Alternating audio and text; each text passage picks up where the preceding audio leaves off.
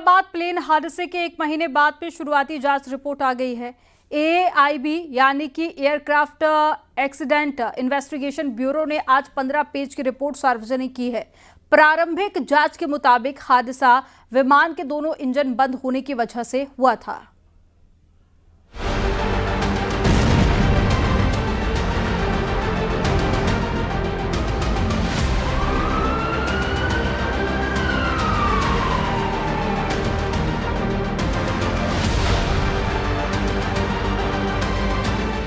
बारह जून की दोपहर अहमदाबाद से लंदन जा रही फ्लाइट AI-171 टेक ऑफ करती है।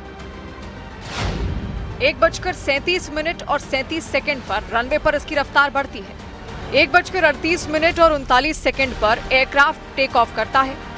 1:38 और 42 सेकंड पर अधिकतम रफ्तार 180 नॉट्स तक पहुंचती है। 1:38 और 43 सेकंड पर इंजन 1 का फ्यूल स्विच कट ऑफ हो जाता है। 1:38 और 44 सेकंड पर दूसरा इंजन भी कट ऑफ हो जाता है। रिपोर्ट के मुताबिक टेक ऑफ के बाद एक दोनों इंजन बंद हो जाते हैं। पहले और दूसरे इंजन बंद होने में महज 1 सेकंड का वक्त था, यानी प्लेन पूरी तरह से पावरलेस हो जाता है। 1:38 और 47 सेकंड पर रैम एयर टर्बाइन यानी रैट एक्टिव हो गया। ये तभी होता है जब विमान को किसी भी सोर्स से पावर ना मिल रही हो। कॉकपिट वॉइस रिकॉर्डिंग के मुताबिक एक पायलट दूसरे से पूछता है, क्या तुमने इंजन बंद किया? दूसरा जवाब देता है, मैंने नहीं किया। ब्लैक बॉक्स में मिले डेटा के मुताबिक सिस्टम में कोई गड़बड़ी नहीं थी। फ्यूल स्विच कट ऑफ हो गया था। कैसे कट ऑफ हुआ, ये रिपोर्ट में अभी सामने नहीं आया है। 1:38 और 52 सेकंड पर इंजन 1 को दोबारा रन मोड पर लाने की कोशिश होती है। 1:38 और 56 सेकंड पर इंजन 2 को भी रन मोड में लाने की कोशिश होती है। 1:39 और 5 सेकंड पर पायलट ने मेडे कॉल दी, मतलब विमान क्रैश होने जा रहा है। इसका संकेत पायलट ने ATC को दिया। 1:39 और 11 सेकंड पर प्लेन से संपर्क टूट जाता है और उसके बाद विमान हादसे का शिकार हो जाता है। 12 जून को अहमदाबाद से लंदन जा रही AI-171 टेक ऑफ के 32 सेकंड बाद ही एक मेडिकल हॉस्टल की इमारत पर गिर गई थी। इस हादसे में 270 लोगों की मौत हो गई थी, जिनमें 241 यात्री और क्रू मेंबर शामिल थे। सिर्फ एक यात्री इस हादसे में जिंदा बचे थे। रिपोर्ट के मुताबिक हादसा फ्यूल स्विच कट ऑफ होने की वजह से हुआ। दोनों इंजन नए थे और उनमें कोई गड़बड़ी नहीं पाई गई।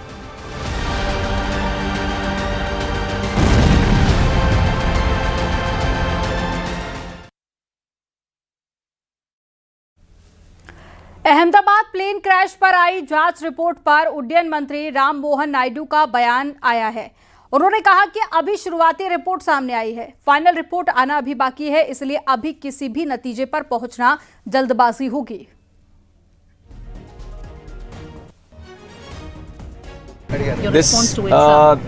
First of all, I would like to appreciate the job done by AIB, a very commendable job. It was a very challenging task. In fact, for the first time, safely securing the black box and trying to decode the data and everything being done in India itself in the lab in Delhi for AIB, first of its kind. So I'd like to appreciate all the efforts they have put in to do a very transparent, very mature, professional way the investigation has been done, and also all the international protocols have also been respected and followed. वहीं इस report पर BJP सांसद राजीव प्रताप रूडी ने news 18 से बात की। उन्होंने क्या कहा वो आपको सुनाते हैं। बीजेपी के सांसद, पायलट और पूर्व केंद्रीय नागरिक उड्डयन मंत्री राजीव प्रताप रूडी हैं। सर, अहमदाबाद एयर क्रैश पे जो रिपोर्ट आई है प्रारंभिक, उस पर आपके नजरिए से क्या पा रहे हैं आप? कहाँ गलती हुई या कहाँ कमी देखी गई? देखिए, मैं कोई गलती पता लगाने वाला और बताने वाला नहीं हूँ। जो रिपोर्ट है उस पर मेरी ये टिप्पणी है कि विमान सामान्य रूप से उड़ा है, सामान्य रूप से गति प्राप्त की है और लगभग 180 नॉट तक गति प्राप्त की। इसका मतलब है कि विमान का टेक ऑफ सामान्य था। ऐसा प्रतीत होता है कि फ्यूल कंट्रोल स्विच जो पीछे एक इलेक्ट्रॉनिक व्यवस्था से नियंत्रित होता है, जो हजारों कैलकुलेशंस के बाद विमान में कितने ईंधन की ज़रूरत है वो उसे उपलब्ध कराता है। शायद इसके बाद कप्तान ने ये भी देखा कि कप्तान ने सह कप्तान से पूछा कि आपने इंजन स्विच क्यों ऑफ किया। उसने कहा मैंने नहीं किया, और इस बीच में कप्तान ने महसूस कर लिया कि शायद इंजन का पावर लूज़ हो रहा है, और उन्होंने जो प्रोसेस है उसको मेमोरी आइटम कहते हैं कि अगर इंजन बंद हो तो उसको चालू करने की क्या प्रक्रिया है, और स्विच ऑफ करके उन्होंने ऑन कर दिया जो प्रक्रिया है, और उससे फेडेक को जो उसका कंप्यूटर है उसको संवाद मिल जाता है, और वह तुरंत अपने आप इंजन को चालू करने की प्रक्रिया, उसको रीइग्नाइट कहे या फिर से रीलाइट कहे, उसकी प्रोसेस शुरू हो जाती है। कप्तान ने प्रयास किया, समय का अभाव था, ये भी दिख रहा है कि इंजन फिर से स्टार्ट भी होने लगा था, उसका प्रमाण AIBB रिपोर्ट में भी है। फिर भी समय का अभाव, ऊंचाई का अभाव, गति का अभाव, विमान नियंत्रण में नहीं आ सका और उसके बाद क्रैश है। अहमदाबाद प्लेन क्रैश की रिपोर्ट आ चुकी है जिसमें कई पहलू पर बात हुई है। अब उन्हीं पहलुओं को आसान भाषा में आपको समझाने के लिए हम सीधा कॉकपिट के अंदर आपको लेकर चलते हैं ताकि समझा जा सके कि उस वक्त हालात क्या रहे होंगे। आज से 1 महीने पहले अहमदाबाद में जो प्लेन हादसा हुआ, एयर इंडिया का विमान 171 दुर्घटनाग्रस्त हुआ, कैप्टन आलोक आप हमें क्या आज समझाने वाले हैं और किस तरीके से हम ये सीन क्रिएट करने जा रहे हैं? जी, बेसिकली हम इसको सेम जिस तरीके से वो एयरक्राफ्ट के fuel shut off valve shut down हुए थे उसी को दोबारा रिक्रिएट करके ये समझने की कोशिश करेंगे, आपको भी दिखाने की कोशिश करेंगे कि एज पर the preliminary report of aircraft accident investigation bureau वो क्या कहना चाह रहे हैं। तो ये हमने इसको पार्किंग ब्रेक रिलीज किया, हम इसको एयरक्राफ्ट को टेक ऑफ कर रहे हैं। ये एक एयरबस का कॉकपिट है, और जैसा कि बोइंग 787 में फ्यूल शट ऑफ वाल्व होता है, इसमें एयरबस में ये मास्टर स्विच होते हैं जो कि आप यहाँ पे देख पा रहे हैं, इंजन नंबर 1, इंजन नंबर 2। तो इसको कहा जा रहा है कि ये टेक ऑफ के जस्ट बाद फ्यूल शट ऑफ में मतलब ऑफ पोजीशन में आ गए। तो हम उसी को क्रिएट करके देखते हैं कि किस तरीके की घटनाक्रम उस वक्त कॉकपिट में रहा होगा। तो ये हम टेक ऑफ कर रहे हैं रनवे सेंटर लाइन पे मेंटेन करते हुए, अहमदाबाद एयरपोर्ट पर हैं। जी जी जी। अभी हमने एक जेनरिक रनवे लगा रखा है और वहां से टेक ऑफ कर रहे हैं। और इस इन्वेस्टिगेशन में ये रिपोर्ट भी आई है कि एयरक्राफ्ट अपनी टेक ऑफ स्पीड पे 180 नॉट्स पे पहुंच चुका था। तो इसमें कोई संदेह नहीं है कि एयरक्राफ्ट पूरा थ्रस्ट जनरेट कर रहे थे, टेक ऑफ के लिए पर्याप्त थ्रस्ट था। अब ये हमने टेक ऑफ किया, जैसे कि आप देख पा रहे हैं ये टेक ऑफ हो रहा है, और ये हम लगभग 450 फीट पे, जो कि इसमें दिखाएगा दिल्ली के एयरपोर्ट के हिसाब से लगभग 1200 फीट के आसपास, दोनों फ्यूल शट ऑफ हो गए, जो कि हम यहाँ पे दिखा पा रहे हैं। तो ये फ्यूल शट ऑफ जैसे हमने इसको दोनों ऑफ कर दिए, अब ये दोनों इंजन फेल हो गए। आप यहाँ देख सकते हैं दोनों इंजन फेल हो गए। अब एयरक्राफ्ट ने पूरा लिफ्ट अपना खत्म होता जा रहा है और एयरक्राफ्ट नाउ डिसेंड करना शुरू कर रहा है। तो सेम यही घटनाक्रम हुआ है। अब मैं इसको यहाँ पे फ्रीज कर देता हूँ। तो अब आप देख सकते हैं कि ये दोनों फ्यूल शट ऑफ वाल्व जो है, इनका ऑफ होना एक डेलिबरेट अटेम्प्ट होता है, ये अपने आप नहीं हो सकते अनलेस कि कोई इसमें मेल फंक्शन नहीं हुआ हो। तो फिर इमीडिएटली फिर पायलट ने को पायलट से पूछा कि क्या तुमने इसको शट ऑफ किया है, जिसका कि जवाब में को पायलट ने इमीडिएटली जवाब दिया है कि नहीं, मैंने नहीं किया है। तो इसमें एक FAA की, फेडरल एविएशन एडमिनिस्ट्रेशन की, जो कि यूएस की रेगुलेटरी बॉडी है DGC की तरह, उसकी एक काफी पहले एडवाइजरी आई हुई है जिसमें कि इस स्विच के मेल फंक्शन की रिपोर्ट है। और एडवाइजरी एक ऐसी चीज होती है जो कि वॉलंटरी इम्प्लीमेंटेशन होता है, इसको किया जाता है, तो जो कि इंडिया के लिए मैंडेटरी नहीं थी। तो उसमें देखना होगा कि क्या है। और ये जो प्रिलिमिनरी रिपोर्ट है ये एक फैक्ट फाइंडिंग रिपोर्ट है।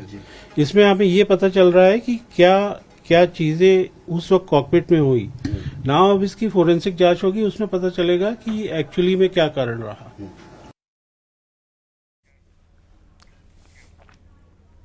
और झांसी में नाले में अचानक से उफान आ गया। ओवरफ्लो होकर नाले का पानी सड़क पर आ गया, जिससे कि 17 स्कूली बच्चे ओवरफ्लो हुए नाले के पानी में बह गए और साथ ही ग्रामीणों ने जान जोखिम में डालकर रेस्क्यू अभियान चलाया और रस्सी की मदद से रेस्क्यू किया गया। ओवरफ्लो नाले के तेज बहाव में फंसे सभी बच्चों को रेस्क्यू कर सुरक्षित बाहर निकाला गया। घटना मऊरानीपुर की है।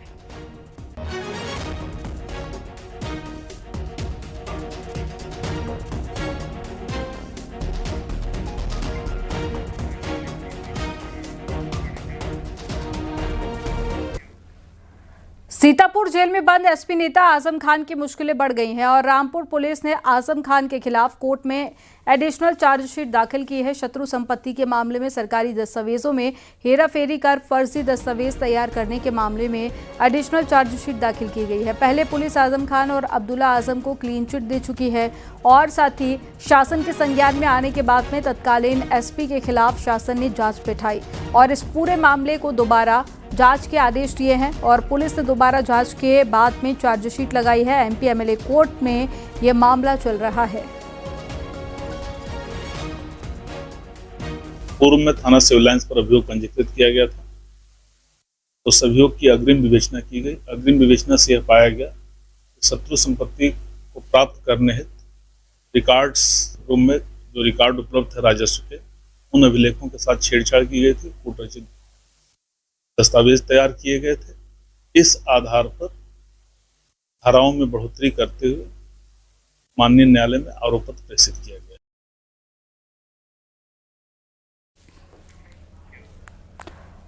आजादी के 7 दशक बाद मिजोरम के लोगों का सपना पूरा हुआ है। पहली बार भारतीय ट्रेन आइजोल तक पहुंची है और बैराबी से सेरांग तक 51 किलोमीटर लंबी रेलवे लाइन तैयार है और अब ट्रायल पूरे हो चुके हैं। सेरांग स्टेशन आइजोल से सिर्फ 12 किलोमीटर दूर है। ये मिजोरम को पहली बार पूरे भारत के रेल नेटवर्क से जोड़ रहा है। रेलवे के मुताबिक ये सफ़र अब 4 से 5 घंटे की सड़क यात्रा से घटकर 1 से 1.5 घंटे का हो जाएगा और गुवाहाटी, दिल्ली, कोलकाता और अब मिजोरम से रेल से ये सब जुड़ जाएंगे। बैराबी सेरांग प्रोजेक्ट रेल मंत्रालय की ओर से पूर्वोत्तर के सभी राज्यों की राजधानियों को रेल से जोड़ने की मुहिम का अहम हिस्सा है।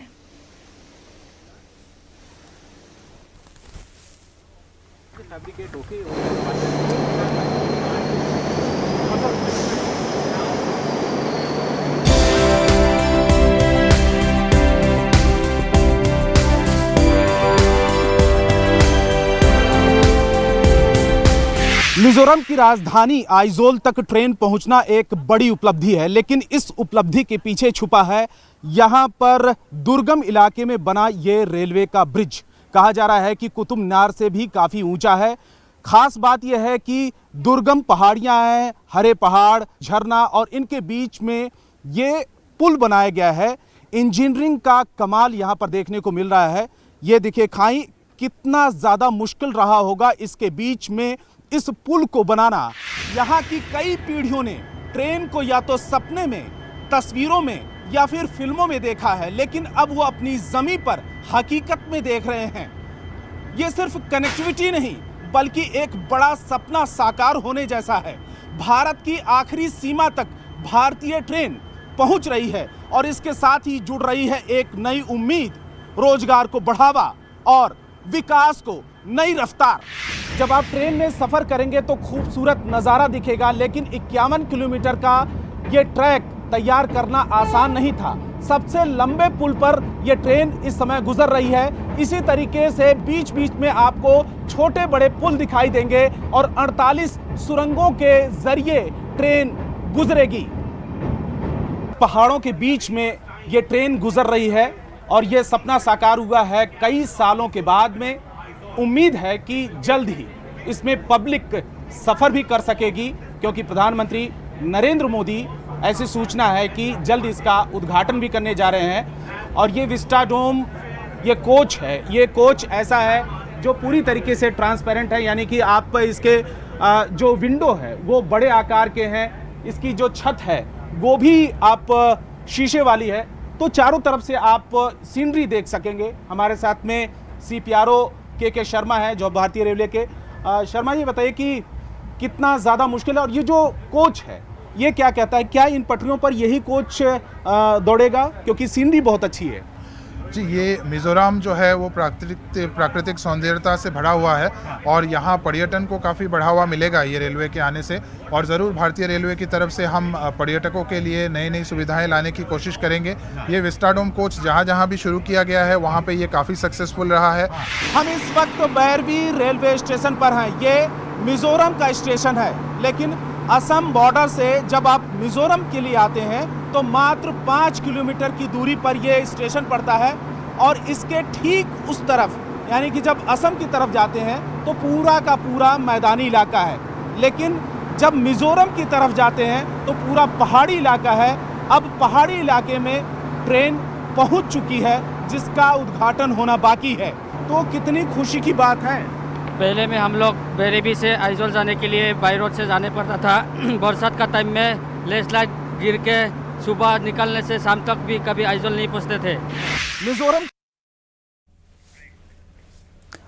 और यहाँ पर वक्त हो गया एक छोटे से ब्रेक का। आप देखते रहिए।